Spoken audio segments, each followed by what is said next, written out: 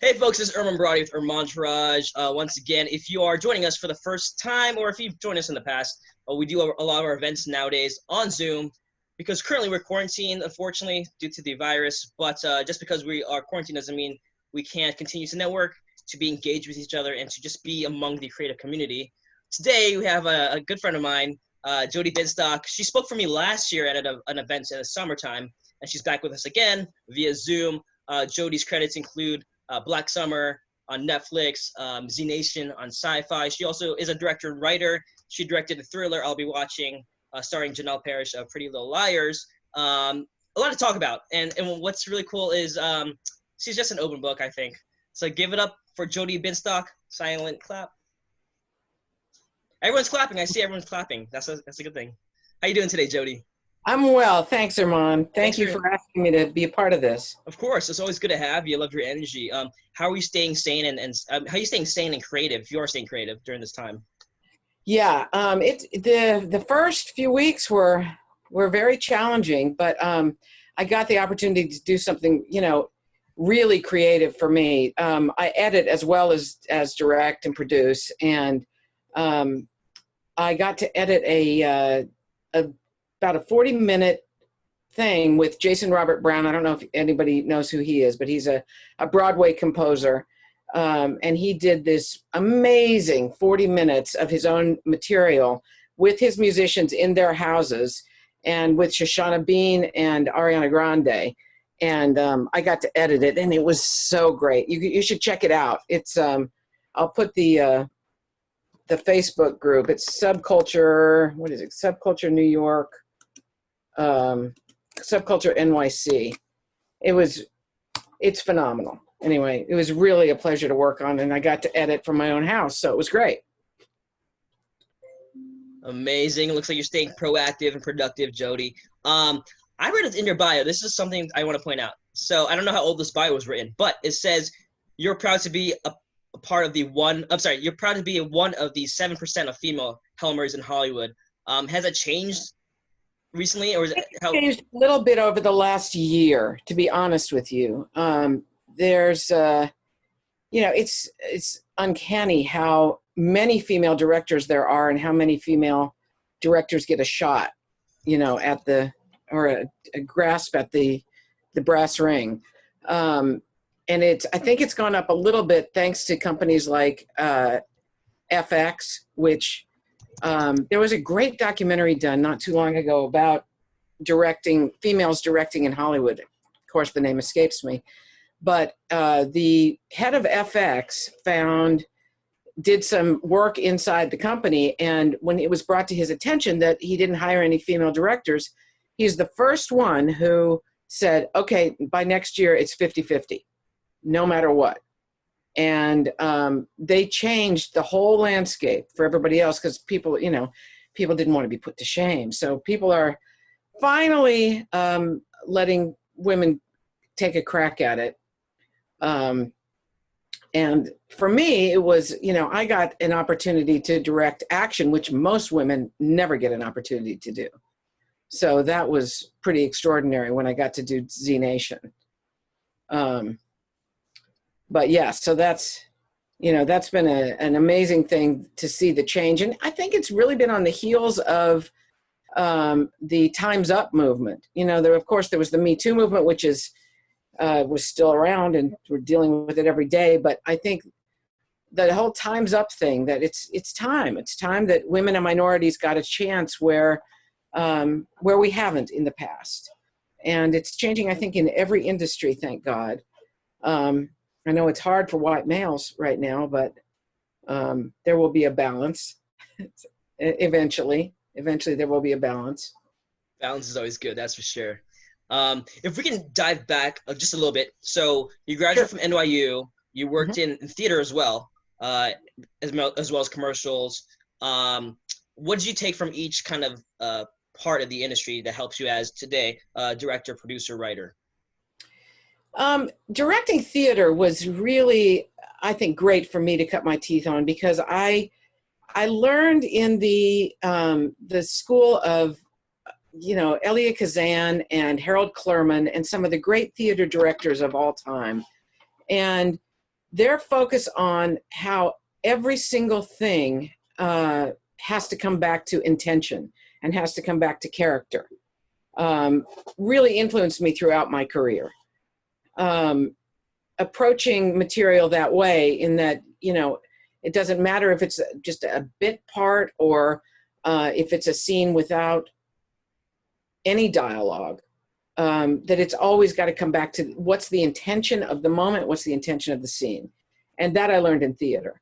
Also, it was an interesting way to learn how to drive audience focus, because in film, it's very simple. In film, you get to tell everybody where to look, whether it's, you know, someone tying their shoe or watching something, you know, in a long shot come across a prairie. You get to tell, and that's what I adore about film, is that you get to tell the story visually.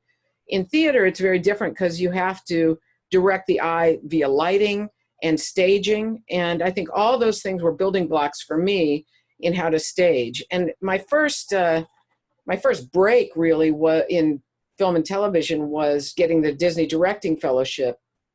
And it was in a multi-camera setting. I directed on a show called Boy Meets World, which many of you, I'm sure, grew up with. And that was sort of a hybrid between coming from theater, because it's all proscenium based, you know, and so everything, the staging skills that I learned in doing theater were essential for that, because it's 4 cameras, you know, but all looking one direction. So that was sort of the natural segue, though. Yeah, I like sitcoms and I like multi-camera, but you can tell, in my opinion, in my world, you can tell such a better story with a single camera. It's a different art form, really. It's a completely different art form. Absolutely. I'm glad you mentioned the Disney Directing Fellowship. How long ago was that? Long time ago. Long time ago. I think we still do it, right? Yeah, they do. It's evolved over the years, and now a lot of the studios do fellowships. Writing fellowships, directing fellowships. Producing as well. And producing as well, that's right.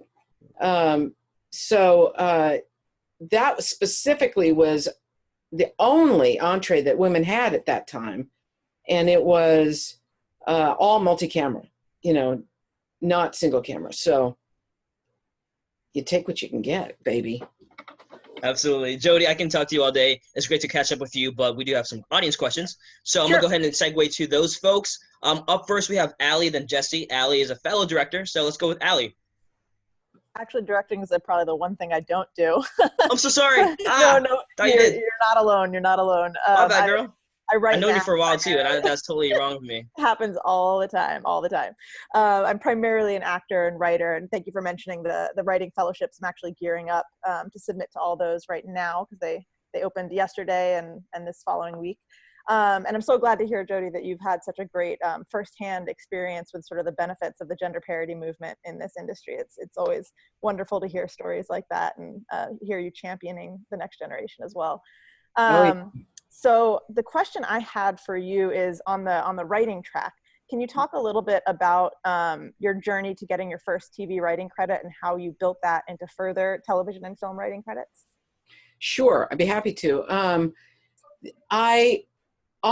It took me a long time to think that I could write. And directing came naturally to me. I started off acting too 11 million years ago. And then had an acting teacher tell me that there were a lot more girls that were prettier that could go farther. And so it's a long time ago. I don't think anyone would say that anymore. And there's so many different types in the world. But anyway, to your question about writing, so much of my career has come because of putting myself in the middle of shit, no matter what. Producing universe has given me a lot more opportunities than directing or writing. And because I think it's the mom job, you know, and it's the job of everybody that you take care of, the whole world. The so through producing, I got my first writing gig. And it came about because I had, well, I'll just give you a little brief summary of my career. So I got the Disney Directing Fellowship, was set on a trajectory that I thought I'd be a network television director, which is, especially for sitcoms, it is financially the cherry job that you want. You work a 5-day week, you make a shit ton of money, and it is a very small club of people that belong. And so getting an entree into that was, I thought a gift come true. Ironically, right as that was happening, well, at the end of the fellowship, I got pregnant with my daughter, and took me right out of the market for at least a few years. And when I came back, there was no sitcoms. It was when Who Wants to Be a Millionaire was the only show on, a game show was on TV. And there were literally, everybody wanted this plum cherry job, but it was only a handful of the top tier men that had it. So I started doing some producing work, and had some really good friends that, a guy named Dan Bukatinsky, who some of you may know, he's an Emmy award-winning actor. He and his husband, now, partner then, Don Roos, were successful. Don was a very successful writer, and they produced a movie for me called Call Waiting, which is the one I was mentioning before some of you guys were on. But it's a movie that, probably of all my work, I am the proudest of. I think it's really good directing work. And that was an opportunity to go from multi-camera to single camera. Through them, I met a bunch of people and ended up producing, this is over a long period of 10 years, because frankly, I knew that was going to happen. The gardener's here. Let me shut the door. Hang on. That's your cue. I knew that was going to happen. Anyway, through that connection, I became friendly with Lisa Kudrow and ended up producing her series Web Therapy. That was a fluke. That was it happened to be the right place at the right time. And because of that, and they needed a producer, a lot of people don't want to do that job, that are very creative. And I found a very creative way of doing that job. So we produced this odd thing called Web Therapy, which was so far ahead of its time. It was done for the web. So it was written in, in a writer's room with just the group of us, a handful of people. And then the conceit was, what Lisa wanted to do something that said, what can we do that is internet specific? This was before anybody was doing any of this, long before Zoom. And so we came up with this idea that she would play the world's worst therapist, and that she would do web therapy sessions over the internet. And she was always self-involved. It had nothing to do with the client. It was always how they could serve her. And because it was Lisa Kudrow, she got to pick and choose from her friends of very celebrated people, and could ask them to do it. And it was fantastic because they would shoot it for one actor in the morning, one actor in the afternoon. And we did an entire series over a couple of weekends. And it was a perfect job for a single mother, because, I could do it in a short-lived time and then go back to my life of being a mom, which is a conversation we can have also about, the myth that my generation was taught, that you can do it all. Something's got to give somewhere, has been my experience. It may be different now, that life has evolved, but in my generation, that of coming up through it, it was very tricky. Anyway, so getting to your question. So because of web therapy, when my daughter was finally old enough that I could put myself back into the market as a full-time, director, nobody wanted to hire me. And there was this quirky company called the Global Asylum that my neighbor, who lived 2 blocks away, our kids were in a play group together, worked with them, and we produced a small movie for them. And I mean small, these were like $100,000 movies. And I happened to be at the right place at the right time, and the heads of the Global Asylum were venturing into television for the first time in their life, and they knew nothing about TV and how to deliver a TV show, and I did because of web therapy, which went from the web to Showtime. So right place, right time, they said they have a showrunner, and my partner and I almost tackled the guy walking out of the building and said, "We want to produce for you. We want to produce for you." And he was like, "Okay." And thus became the producer of Z Nation. And my conversation with him was that I really wanted to direct. And he said, "Get me a second season and you'll get a shot." Well, we got a second season, and then I asked him, I wanted to be in the writer's room. And so second season, I was in the writer's room. By the third season, I got a script. Fourth season, I got a script that I got to direct, and the same with the fifth season. So that was how I got my first WGA writing credits. And it taught me that I could write. And so then I started writing features and pilots and things like that. And am now I have an agent that represents me through Gersh that represents me both as a writer and as a director. So it was a very long story to get you to how I got my first writing gig, but there you go, Allie. Every story is different. That's why I love hearing them. Everybody's journey is its own thing. So thank you so much for sharing. Sure. Thank you so much, Allie. Thank you so much, Allie. Not a director, writer. Up next, let's do Jesse, Sky, then Anastasia. Hey, everybody. Urban, thanks for doing this. Jodi, thank you for taking the time. This is a lot of fun. My pleasure. Hi. So I'm just starting off in the business. I just want to know your opinion, like as a producer and a director, right? Do you accept scripts like exclusively from agents, or are you open to like new IPs, maybe from people that are just like starting off? Like, what's your preferred method for that kind of content? Truthfully, I am not really in the business of getting scripts from people. That there have been a couple opportunities to do a couple of television movies.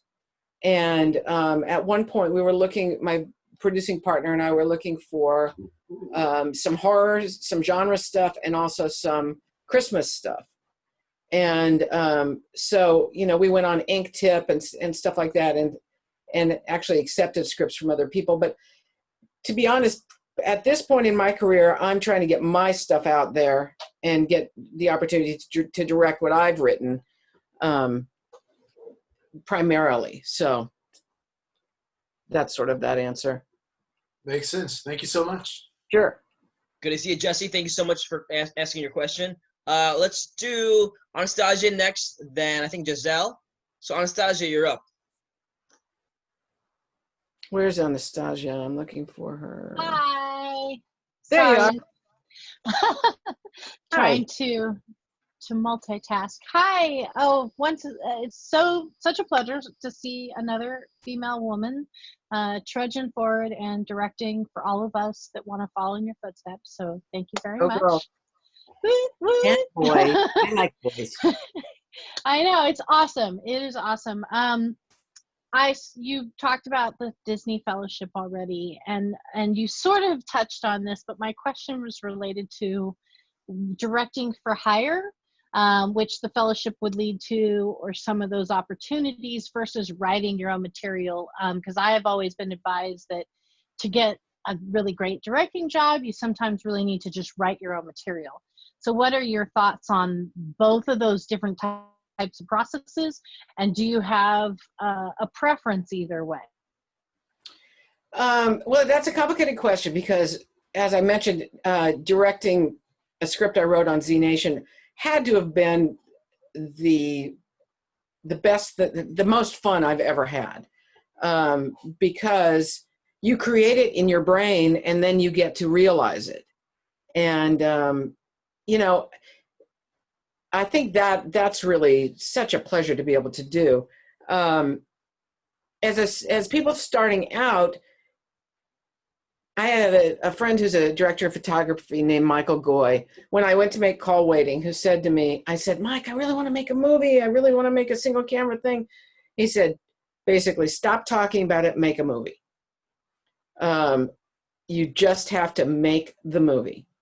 And even now, I hear that in my head all the time, because it's a rare situation in this town for people to just hire you based on one thing that you've done or two things that you've done. It's a pretty big track record they're looking for.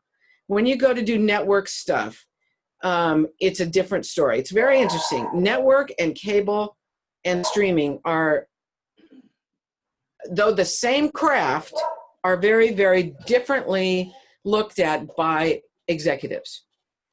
An example, if you have not done a network show, but most of these training programs allow you to do network shows. That's the breeding ground, and that's great. You should take any opportunity you can. Never say no. And no job is too little for you, is my philosophy. But to get a network directing gig, you have to have had a network directing opportunity, which are few and far between. Now, the advantage to the network gigs are that they are the highest paid, the residuals are the highest, and they are high profile, and they will get you more work, okay? The negative side of them, in my opinion, is that it's not very creative. It's not as creative. If you're doing an indie show, or if you're doing a cable show, or you're doing a streaming show, you get the opportunity to see your vision realized. If you are getting a network show, it is formula. If you're doing a Chicago Med or a Chicago Fire, you do the job. There is basically a Bible that says you're going to cover every actor with a close-up medium, wide shot, 2-shot this way, 2-shot this way. You get it in the can is what you're doing. And the challenge is, of course, bigger than that for a director, because you want to put your imprint on it and without pissing anyone off. But there's a finesse in that, because these actors have been doing it for how many hundreds of episodes? They don't need you to tell them how to create a character. They're not looking for that kind of direction. The camera crew, they're together 5 days a week for 22 episodes. You're the guest. You walk in and you're the one that, so it's really sort of an exercise in politics more than it is in directing. You better have your chops, but at that level, anybody who's going to get a network shot has a certain level of chops. In the cable and streaming and indie world, you have more of an opportunity. And if you haven't had anything, if you've got nothing to show for yourself, then go make a movie, even if it's on your iPhone. And if you write it and it's clever, or interesting or scary or whatever your thing is, then you'll do good work and people will notice. And you guys are in a situation at this point where people don't poo-poo making stuff on their iPhones, as opposed to, when I was coming up, it was the hardest thing to be a director, because unlike writing, unlike being a musician or being a painter or an illustrator, you can do that in the privacy of your own home. You can create your magic right there, but a director has to work with a crew. A director has to have, so many people involved in order to realize their art form. And now we're in a generation where we can do so many creative things, you know, with tools that are at everyone's fingertips. You know, I have an editing suite here in my house that can do incredible things that were unthinkable 10 years ago. So anyway, so, you know, that's sort of a big answer to your question, but if you're a writer and you're passionate about something, go get it made. Just get it made. Don't take no for an answer. Awesome. Thank you so much. You bet. Thank you, Anastasia. It was good to see you on these chats. Let's go ahead and do Sky next, followed by Giselle. Hi, Jodi. Hi, Sky. Hi. So being a female director, are you sort of doing anything to like champion sort of having more females and as like part of your crew? 100%. I'm doing a follow-up film to I'll Be Watching. It's based on the same book series, and I made it a point to have the director of photography be a female. And I've tried, and my first AD is a female. She's crackerjack, and I wouldn't have it any other way. But yeah, I've been trying to. On Z Nation, I was a producer on the show, and I made sure that we hired female editors and female electricians. And so yes, the answer is I go out of my way to try and keep an even playing field. Yeah. Apart from you know, the fellowships, is there any way that female writers can be heard or like advocate their voice better in the film industry? Because I know it's something that's changing, the paradigm is changing. So I'm just curious what your opinion on that is. You know, I'd say be creative. Be as creative in your trying to get a job as you are in what you write. Mm-hmm. So if you're writing something that has a particular voice, and you can target who a director is that you know would respond to your voice. You know, if you write the kind of stuff for the Coen brothers, then find a way to find somebody via LinkedIn or Facebook or Insta or Twitter or whatever you can to somehow get to them. You know, get to somebody who could get to them. Be as creative in your resourcing and in your, you know, your social media web browsing that as you can, and find somebody who will read the material. Awesome. Thank you. Yeah. That was it. Thank you so much. Sure. Thank you so much, Sky. Let's do Giselle, Pierce, and then Andy. Can't wait to see which box comes up. Giselle, hi, but you're Hi. muted. Oh, there you go. Hi, Jodi. Thank you so much. It's so inspired to hear you. Thank you so much for taking this time. I want to ask you, I'm an actor, but I'm like a beginner actor. And I went to film school and I became a sound technician, sound designer, well, call it. And I work most in post-production. But once I moved to LA, that is like 2 years ago, I've been training. I'm trying like to pursue my acting career here. And I have not tried to get a job as a sound technician or anything like that, because I've been thinking like it could be harmful for me being seen as part of the crew, as part of the staff. And maybe it would be like bad for my acting career. And I want to ask you, because you as a director, it would be like perfect if you can reply, you know. Yeah, you know, that is always the conundrum. For so many years, I would have two resumes. One was a producing resume and one was a directing resume. Mm-hmm. And ne'er the twain should meet. God forbid that somebody should look at me as a producer when what I really wanted to be was a director. You know, it was like the kiss of death. I think it's a different landscape now. Mm-hmm. And my feeling is any opportunity that you can get is a good opportunity, because if you're on set and you are doing sound, you'll have opportunities to schmooze with people. Mm-hmm. And this business is about making connections. Mm-hmm. You know, it really is. I mean, that's honestly why women haven't done better. And I get it. It's because everybody wants to hire who they know. Yeah. you know, and who they know is the guy that did it last time. Yeah.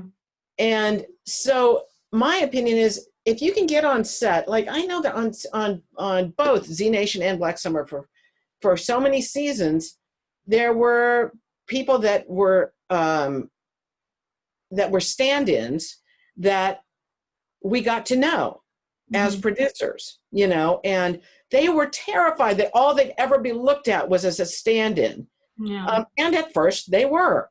But then as we got to know them, then they say, I'm doing a little theater piece. Will you come see it? We went to see it. They fucking rocked it. And then they got a chance, you know? So I think that it's really about connection and taking opportunities when they present themselves.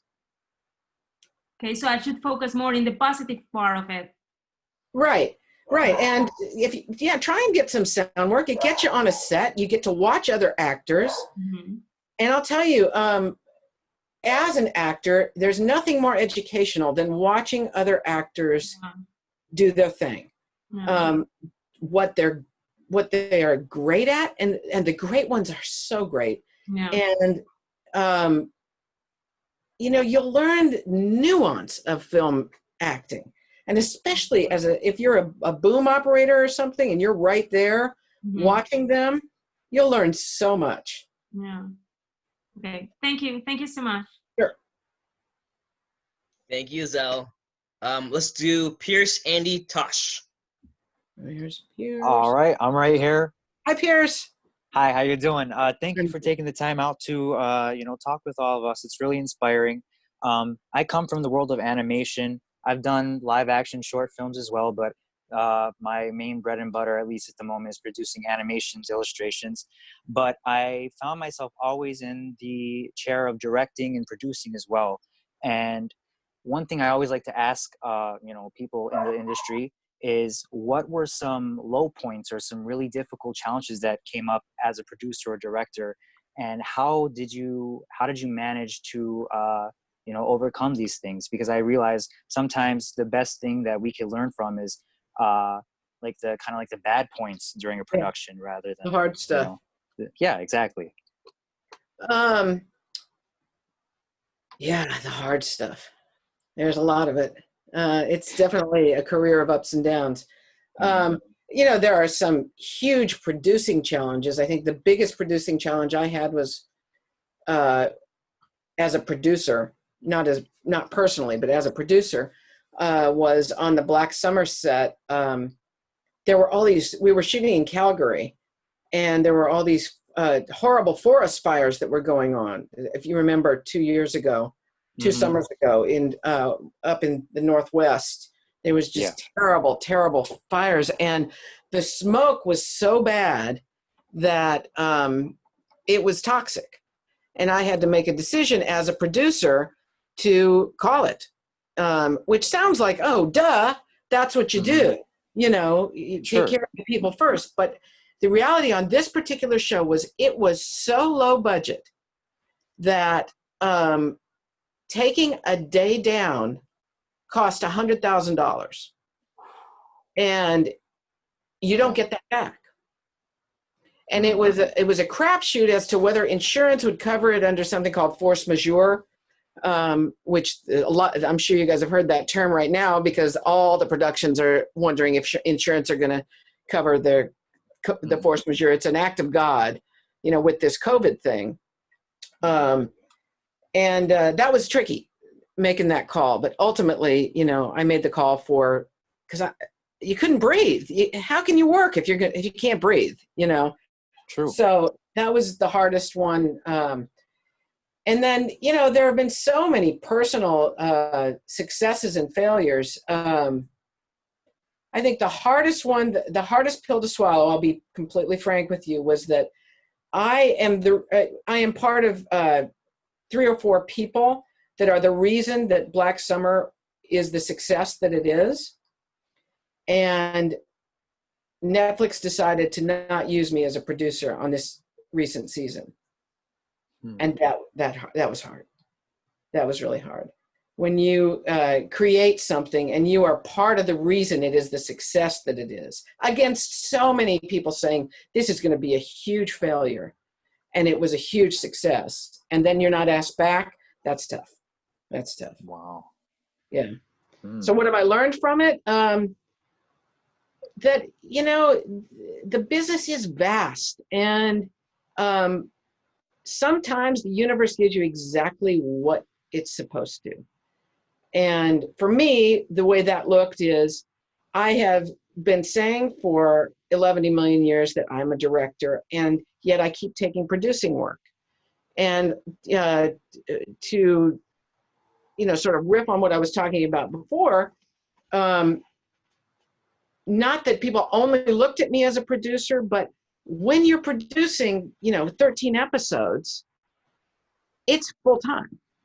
You know, that's just the plain truth of it. And so you cannot focus on your main thing. You can try, you know, you can try and do stuff on your weekends and get stuff moving and stuff, but this time has allowed me to completely focus on directing. Now I have a manager and an agent who are pushing me solely on that. And I'm in pre-production on 2 films, one that I wrote that I am, like I told whoever it was, I am hell-bent to get made. It is a movie that I'm dying to get made. And another one that's a work-for-hire one. So, you know, the universe works in mysterious ways. Does that Gotcha. help you? Yeah. Yeah, Does that definitely.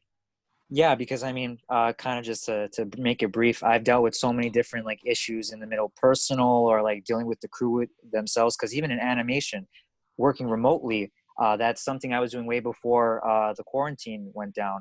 And yeah, I mean, it's always good to hear about people's experiences and, you know, how essentially, you know, they roll with the punches. So yeah, thank you so much for answering my questions. You bet. Thank you so much, Pierce from Chicago. Love your question, buddy. Let's Thanks. go ahead and do Andy, then Tosh, then Ken. Hi, Andy. Oh. Anil. Yes, Okay, hold on. Andy. Sorry, where's Andy at? Sorry. It's me. Anil is Andy saying. Oh, I meant Andy Christine. Sorry, other Andy. Okay, and no sorry, problem. sorry. We'll get to you though, Neil. Promise. Okay. Hi, Andy. Hey. Hey, I'm sorry. that's me. Yeah, great, everybody. Hey, hi, Jodi. What's up? How you doing? Good. So I am an actor, writer. I'm non-binary, but I pretty much, present female. So as a female presenting and, or woman in regards to our industry and equal representation, it seems like I've seen a lot more women and female identifying writers and directors come up through a genre side, whether that be sci-fi or horror or thriller. Mm-hmm.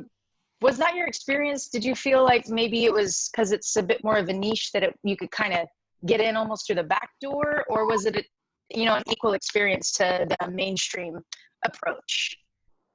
That's a tough one to answer because I kind of feel like, for me, genre was never really my thing. It is now.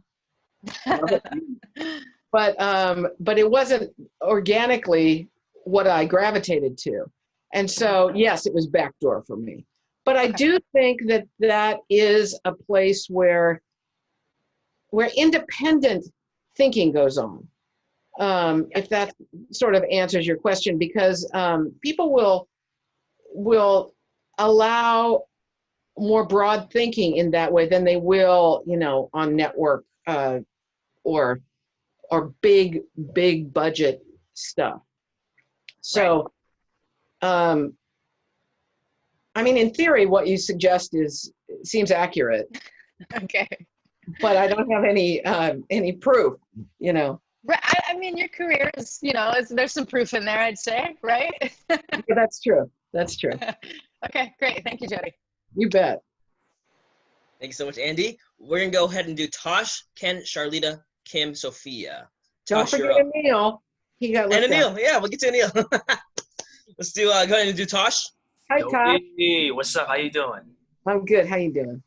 I'm doing good. So now, I'm just curious, right? You are an accomplished director and producer. What is your daily routine while you're in production? As a director or as a producer? Because it's two different jobs. Do it in both. Why not? Daily routine as a director is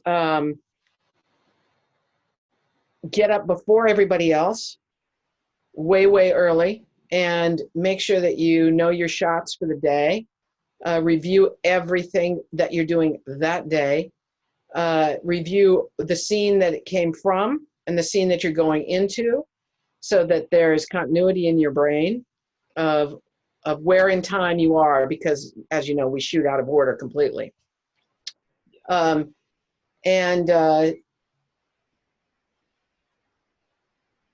Coffee, always coffee. Then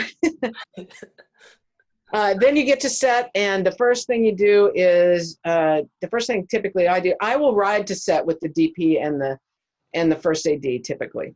So we can talk about the morning and how to get the first shot off on time. Many times you'll have a conversation that, you know, there's this snag, you know, this actress has to be in makeup for, you know, an hour and a half this morning as opposed to half an hour, you know, so we may have to rearrange stuff, and you just, you know, you have to be extremely flexible and extremely willing to change your game plan, not set on it's got to be this way.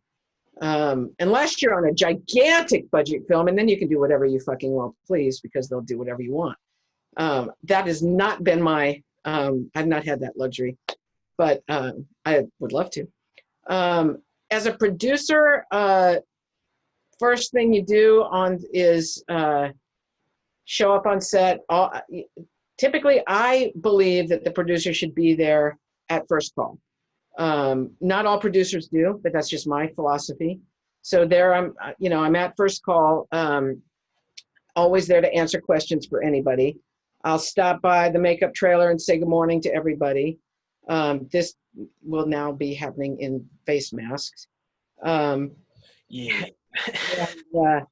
and check in with the first AD, make sure everything's fine. You know, typically on set, the first thing that happens is they have a safety meeting.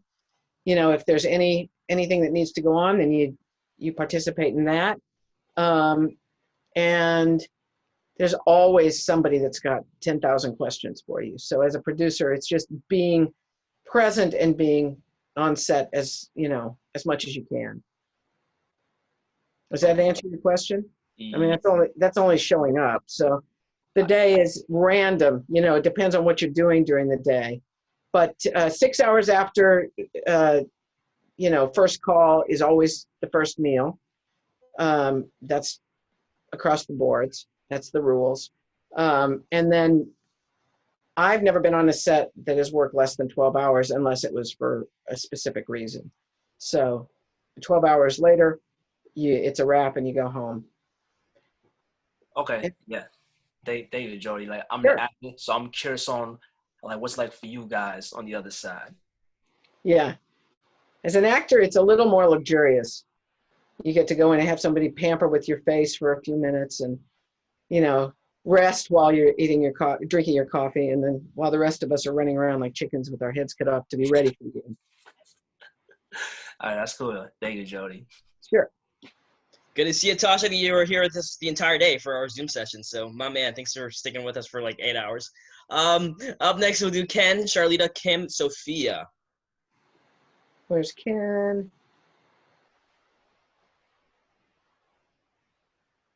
Don't forget Anil. He's waving. I don't see Ken.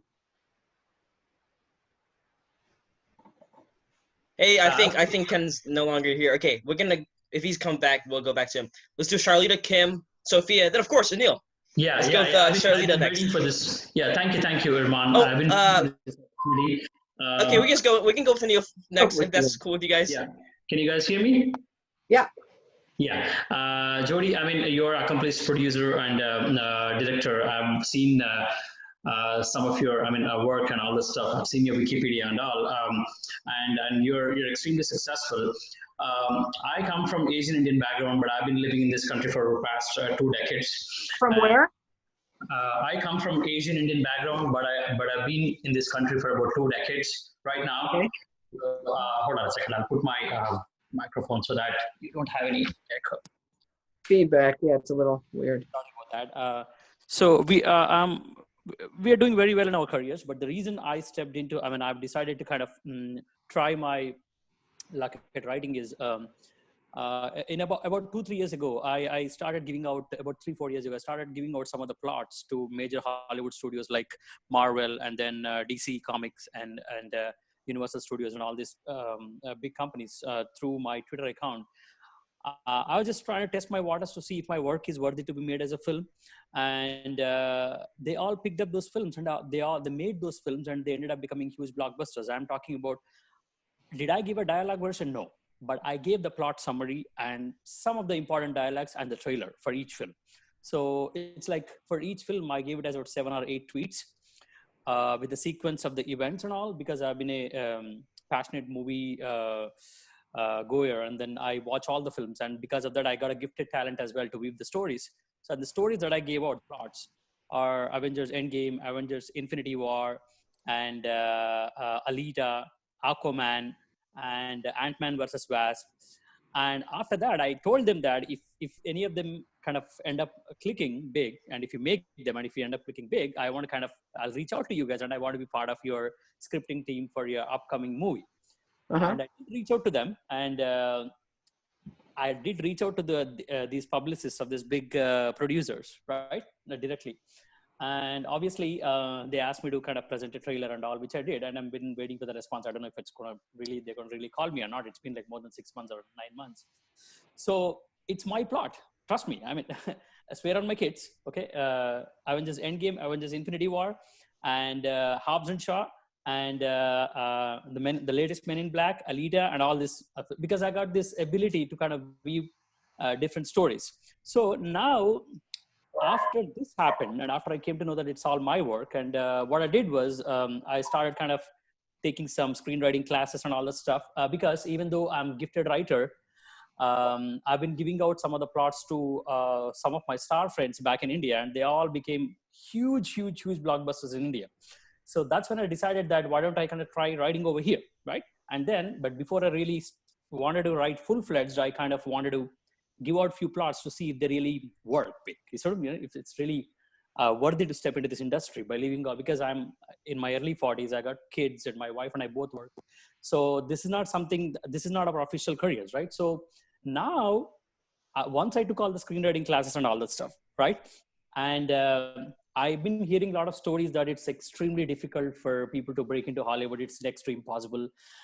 It's all about relationship. It's all about whom you know and all. And obviously, I'm not from Los Angeles. I live in Atlanta, right? So I don't know anyone in Los Angeles, anyone from film industry, period, right? So is it really, I'm at a really good, I'm really doing well in my life. So at this point of time, is it worth going and fighting and getting what I deserve there, or because it's a totally relationship-based industry, and more importantly, and the thing is, I'm from Asian Indian background. I've been in this country for close to 2 decades. But even though I'm not a person who's born and bred here, right? So obviously that kind of takes a little, that dampens my odds. When you look at the chances of, I'm like someone who doesn't have that much of traction as far as relationships are concerned in Hollywood, right? So what do you suggest for a person like me? Is it? Well, you're in Atlanta, where there is more, almost as much production as there is as in Los Angeles. And there will be even more now because Georgia's opening up a lot faster. So, the way that you're in a tough spot because, you are not in your 20s. And if you were in your 20s, I would recommend try and become a writer's assistant. Try and get that job. And if you've got enough income that you can afford to do that, then do it at your age, because that is a way to get in and it's and get your stuff read by people. And there are writers' rooms in Atlanta. They're not all working out here in LA. So, figure out what the shows are that are going on in Atlanta. There's a new forum called Studio System, which you can purchase to be a member of, which is it's a much more thorough and in-depth database of what's going on in Hollywood, who's who, et cetera, et cetera. than IMDb. Mhm. So, you know, figure out what's shooting there and try and approach people that are writing the kind of stuff that you're interested in. You know, target the Berlanti Corporation if what you write is DC comic kind of stuff, and try and, you know, see if there is, you know, just open it with a pitch letter saying, can I come observe? Can I come observe for a day? You know, see that, Jodi, I mean, that's a really good thing that you suggested. I've been attending some of the writers' workshops and all, and then I've been kind of making some contacts over here. But the thing is, if you really look at the big decisions, you know, they all happen in Los Angeles, right? The big scripting, you know, and it's only the shoot that takes place here, right? So, so the thing is, keeping all that in mind, if I have to take like me and my wife, we both get paid really well. And if I have to take 2 hours from my work and to go and observe something that's happening on the set, we make good money. So if I start right now and then I start, obviously, DC or Marvel is not going to pick up my scripts right away. I know that for sure. Right? If I send a script to them or if I send a script to any of the major agencies, they're not going to even bother to reply to me. I know that very well, right? right. But I, with great difficulty, I got a chance to speak to one of the publicists of Rob Cohen, okay, over the phone and over email as well. But the point is, if I start take the path of giving it out to independent filmmakers, probably I get paid 100K or whatever. That with great difficulty if I get a project, and then second and third and fourth. In order for me, my films to be picked up, my scripts to be picked up by Marvel or DC, it's going to take years.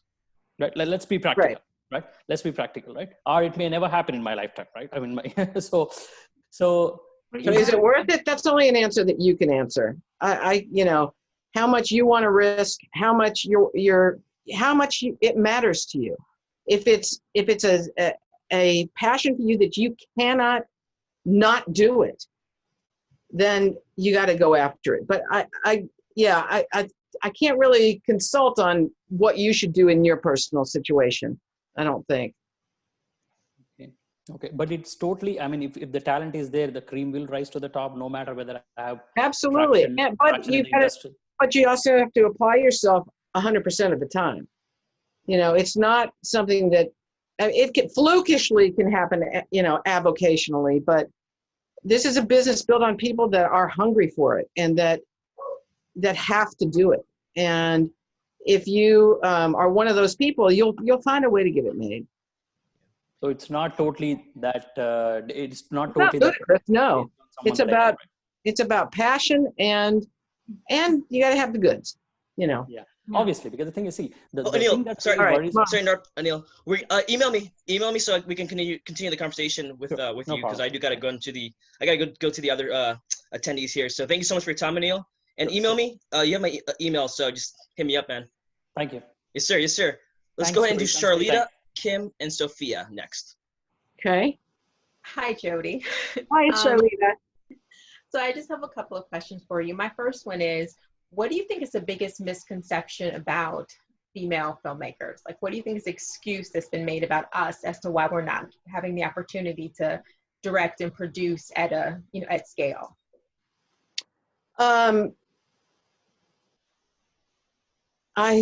That's a great question.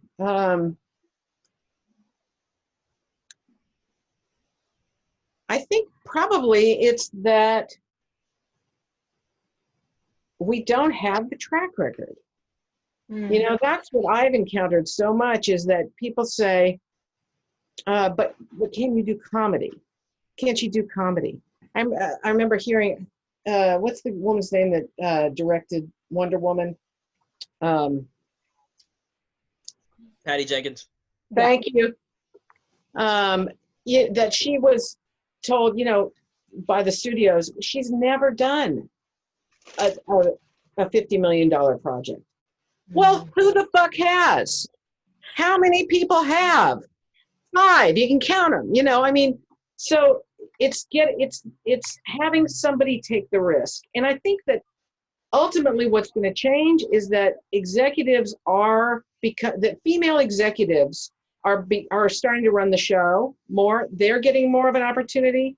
And because of that, they will in turn bring a lot of us with them. That's my hope. But I think that trusting a budget to a female has always been a real crapshoot for studio executives. It's changing now that we're proving our mettle. And there was also, the onus that, well, she's just going to get pregnant and then take herself out of the market, which happened to me. But, now that fathers are taking a bigger role in parenting, or, partners, whatever your situation is, I think it's better for the kids, first of all, to have that dual parenting. And even though I only had, me with my daughter, but I think that will change the dynamic of the workplace as well. So that's my best tip. You bet. Thank you for that. My second question is, I'm just wondering for you personally, when was the moment when you felt that your career changed for the better? And what was sort of the moments leading up to that change? I'm still waiting for it. Okay. Now, there have been many, many landmarks. I mean, when I got the Disney Directing Fellowship, that was definitely a shift. When I got my first opportunity to direct after I took my 12-year hiatus to raise my daughter, and I kept working, mind you, during that time. I just did, videos. I did corporate stuff. I did stuff, but stuff that I could do on my schedule. That when I got that opportunity, it was a Christmas movie called A Snow Globe Christmas. And that felt like, oh my God, I'm back in the saddle. Thank God. Yeah. So, that was great.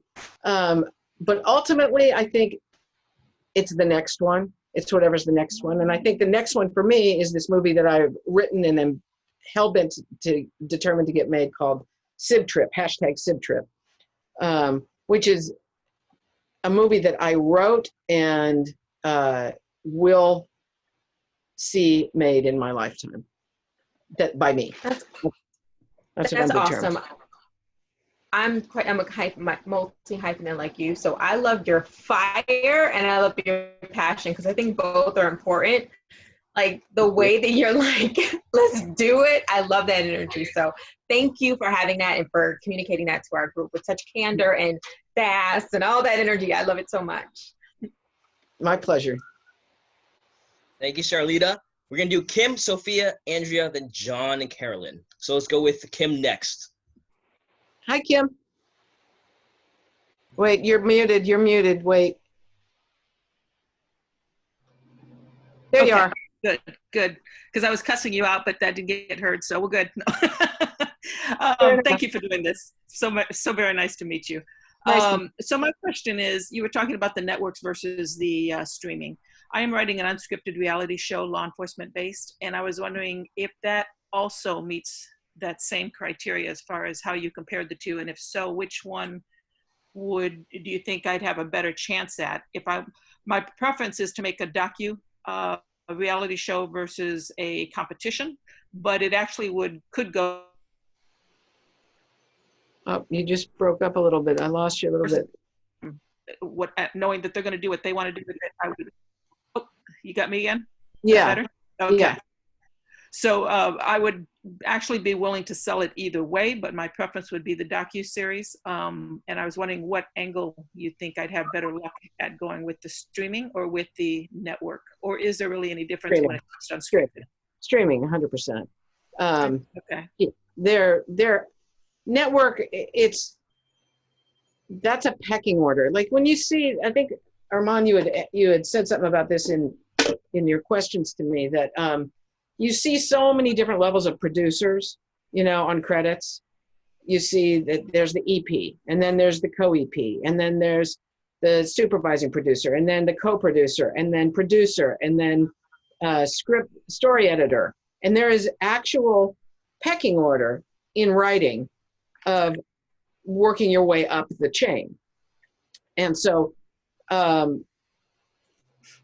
that's how it works in network. You start at the bottom as a staff writer, and you can spend 5-10 years there. then you proceed up to story editor and things like that. So the network route is a very specific thing, and it's a career. Reality stuff, look at who the reality producers are out there. Evolution, the people that do the shows that you like watching. Look who the producers are at the end. Those are the people you want to get to. They're much more open to that kind of thing. And there is also, there's streaming that's Netflix, Amazon, Hulu, et cetera. And then there's many different forums that are web-based that are not the big hitters like those. And there's opportunities to sell it. And if you can write and produce something like that, that's something you can do from a home-based system, and do a pilot. Do a little pilot of what your idea is. Do a proof of concept in a 15-minute little short pilot, Okay. That's a great way to pitch it. That would be my advice. That and the subway token. Okay, thank you so much. Excellent, thank you. Sure.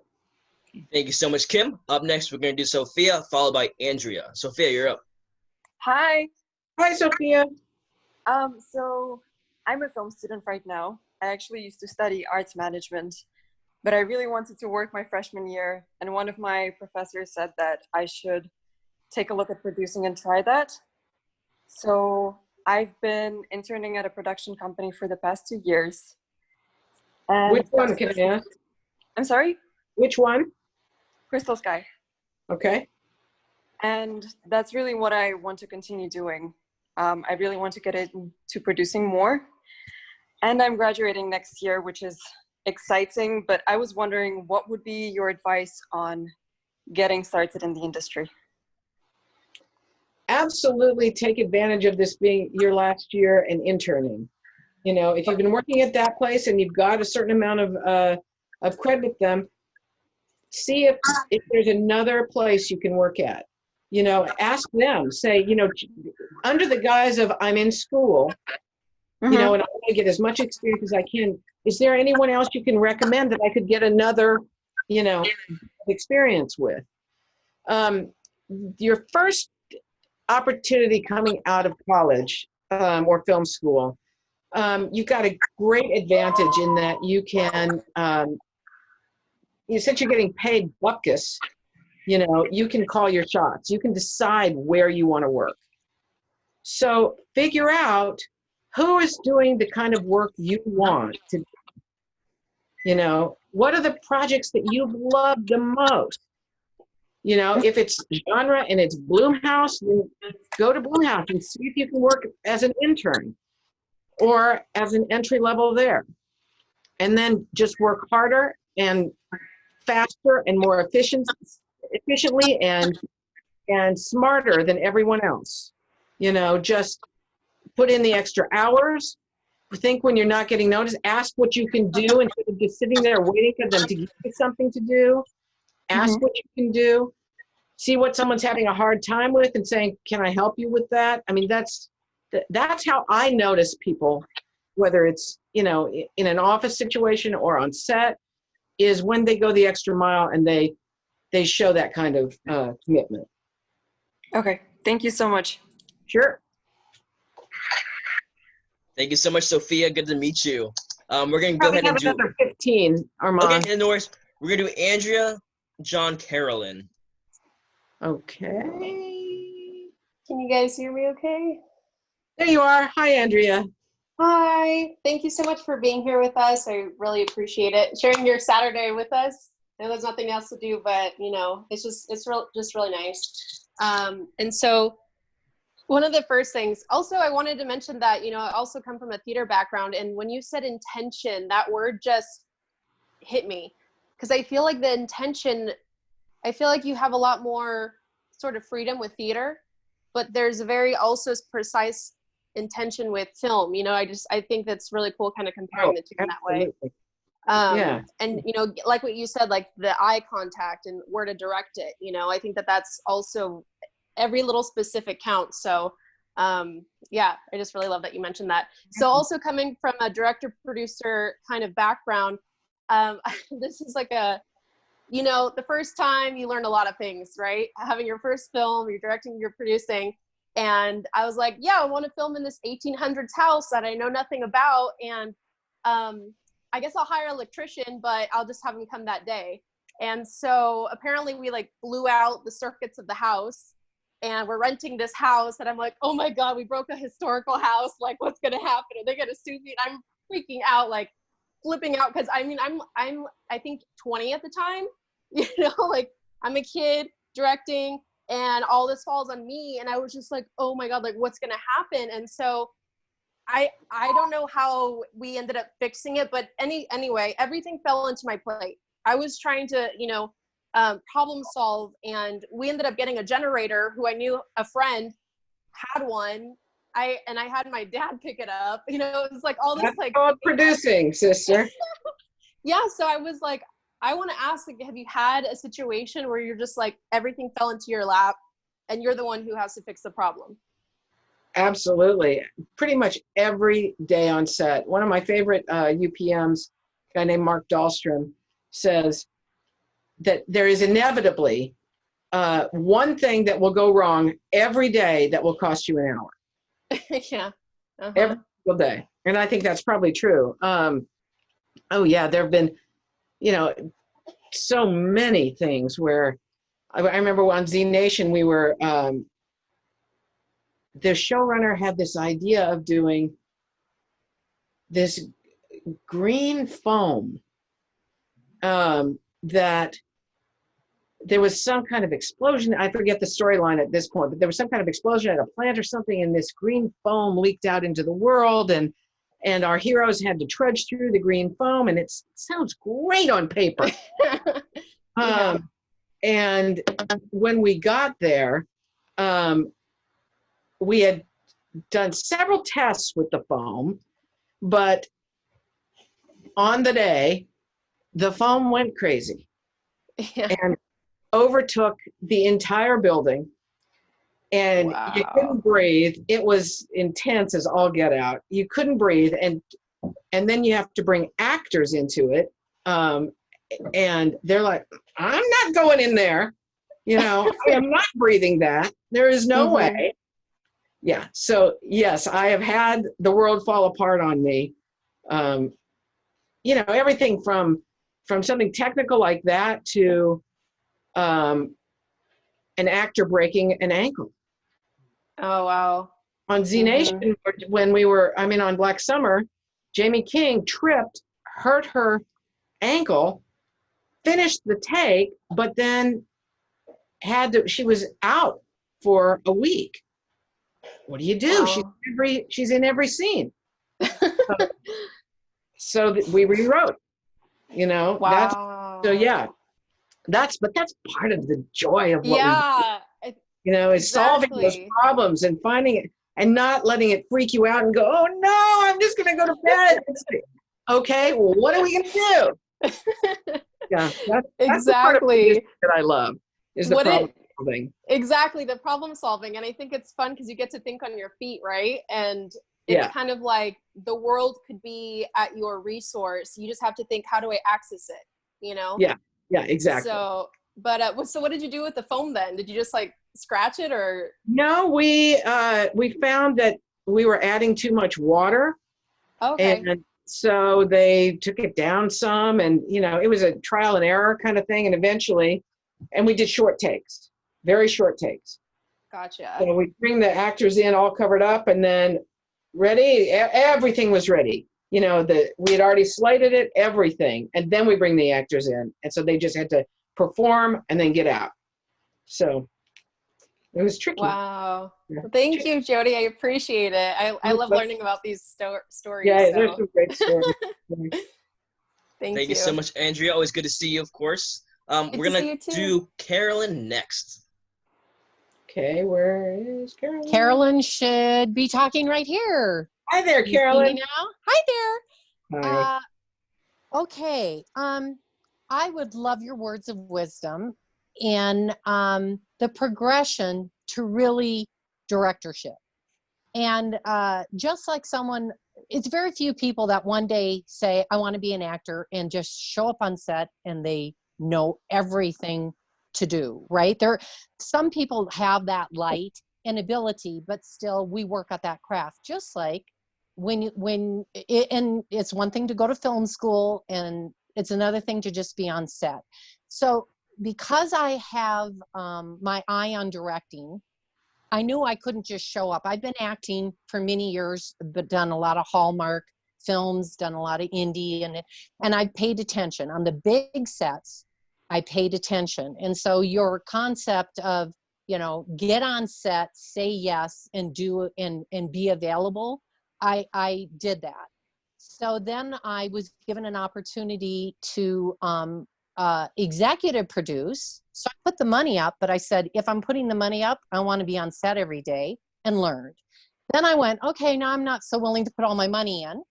I want to produce, but I am fearful I was a first AD, which taught me, I got to sit with a cinematographer, right? And the director and do all the shots. So I did learn a lot.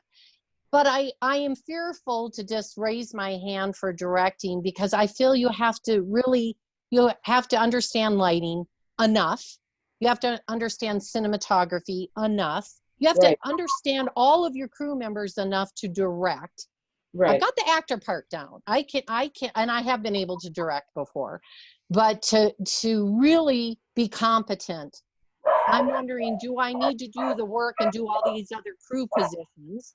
Or can I just rely on, they know what to do, I'll direct. Look, there are people that direct that, Don Roos, my dear friend, sorry about the dog. I'm really sorry. Hold on one second. Bubba, stop it. Oh, dog's getting in trouble now. Oh, he's just protecting me. But, Don Roos is a director who is a writer first and a brilliant writer and a very good director. And he would get on stage and he'd say, you decide where to put the camera. I don't know, and it was fine. And he got the right people around him. So the answer in a big sense is get the right people around you, and you don't have to be an expert at all of that. At the same time, it only makes you better. It only makes you better at your craft and more confident in what you do. And, watch all the, it used to be what would come on the DVDs as the behind the scenes kind of thing on, the director's vision. Mm-hmm. Watch, they're now all on YouTube. Watch a ton of them. Learn what we got all the time in the world right now. Give an hour a day to watching a director that you admire talk about what they did on a particular film. Mm-hmm. And then I would also say, try and make some films at home. Little shorties, little 5-minute pieces that have a beginning, middle, and an end. Give play with the camera, tell the story in a different way, practice. Now we have tools that you can do that with. And then when you get in the saddle, you'll be ready. You'll be ready. Mm-hmm. And ultimately, when you finally, sit down to direct a big piece, whether it's a half hour, or a feature, you'll do your work. You'll do your homework. You'll know what shots you're getting that first day because you have to. Yeah, I agree, especially after being a first AD and I sat and watched how the director and cinematographer planned their whole day. Now, sometimes shit just happens and then stuff, but because you have to know if you're going to have a crane shot that day and a dolly and all of this. Right. I learned a tremendous lot. I mean, it took 6 months of my life. Have no desire. I don't see myself as a writer. And I hear so many people saying, I'm a writer and I want to direct. And I was like, boy, that's such a different leap. It's such two different skill sets. I don't see myself as a writer. Storytelling. Yeah. Ultimately, it's all storytelling. Yeah. Yeah, you need to know a lot more to direct if you're a writer, but you do know how to tell a story if you're a writer. Yes. So, which not all directors do. Right. That's so true. Right. And I appreciate what scene did you come from? Right. Because you fall. And I've been on set before, and I could tell the director just had no idea even what the story was that day that they were shooting until somebody did a run through and they kind of looked at the script. Now, there was probably a lot on the plate. We're trying to get the right lighting and everything that you're walking into. But I also think if you can let the experts do what they need to so the director can focus on just his actors in the script and what he wants to get. But it's the director's job to do everything. Yeah, everything. It is. It is. And that's my fear is like, well, I better show up. And You'll be ready. Well, thank you. I love your words of wisdom and your energy. Thank you. Thank you so much, Carolyn. Jodi, can we fit in one more? Yeah, one more, but that's about it. I have to go. Yeah. Let's go with Ken. Ken, you're up, sir. Thank you. Jodi, amazing career. Wonderful to listen to. Ermin, thank you for all your seminars over the last 2 weeks. I've learned a hell of a lot. Question is, I spent the first 15 years of my career as a creative exec, and then somebody put me into a TV program, and my whole life changed, and spent the next 15 years as an actor, and then was fortunate enough to be able to retire with SAG pension and whatnot. But it wasn't really retirement. I call it more revivement. I spent the last 5 years developing a mini series and emerged about 2 months ago from all of that into the malaise that we're all now enjoying. But I was a bit dismayed at your opening statements today about the lack of opportunities for older white guys relative to all the comeuppance that's now happening with minorities and women executives, which is well overdue, and I can understand it. But wondering what difficulties I'm going to have pitching a developed miniseries project based on a best-selling novelist book. I've lost pretty much connection with all the people that I had years ago, and seeking your knowledge as to. Yeah, I mean, we just said two things that are very much in your favor. Everybody wants IP that has a track record. Great. So that is in your favor, that it's a published IP that you've developed. Secondly, to be perfectly candid, you are not in a bad position still. Great. You know, it's still harder for women to get the meetings than it is men. And you're still a guy, and you're still a white guy. So don't be discouraged, you know, that you're going to get a meeting. And just try and rekindle some of those relationships, you know. Don't be afraid to say, I know I haven't talked to you in 15 years, but do it, you know. It's like, if they have good memories of you from then, say, you know, I've had an incredibly varied thing, and now I am at this point, and this is a property you should see. You know, sell it. Not that you're selling yourself as somebody who used to be and is now this and that. No, what you're selling is the property. What you're selling is the idea. And so, you know, send it as if you were in your 20s. No. Or your Again? Okay. Oh my God. Oh, sorry, one second, guys. That's not me. How about One second. You know, because also don't forget. every time it crashes. I know, right? It's cheap to come down here. One second. Sorry, guys. Jodi, I'm running up across a little ageism as even. Oh yeah, and you will. And you will. It's not good. But remember this, that until they meet you, they're not going to know how old you are. And take advantage of that. You know, you come across as a 30-year-old with this bright, fresh idea, and get a foot in the door. You know, listen, it's not easy. I color my hair, Come on. I absolutely, and I will never stop, because in this business, it's a kiss of death. If I were to have my gray roots, which they are right now, but don't look. Understood. But yeah, it's. Do you think it's responsible or possible to go ahead and get a literary manager to help me get in the doors? Would that be a best first step? That is a big help. That is a big help. It's been a help to me, because I've not been able to get into some of those doors, but they just get me meetings with. That's all they do, is they spend all day getting people meetings. Is it not true that they're looking for the creative exec with the 100 ideas? I mean, this is my one big giant egg in the basket here. And what kind of difficulty am I going to run into having only one major project? Don't try and reposition that. Because I've got 5 major projects, and all I keep hearing is focus on one. Really? How yes. Interesting. So, because you're always told, bring in one idea and tell them everything else you got, so they know that once they hire you, they got endless possibilities, whereas the miniseries project has endless possibilities.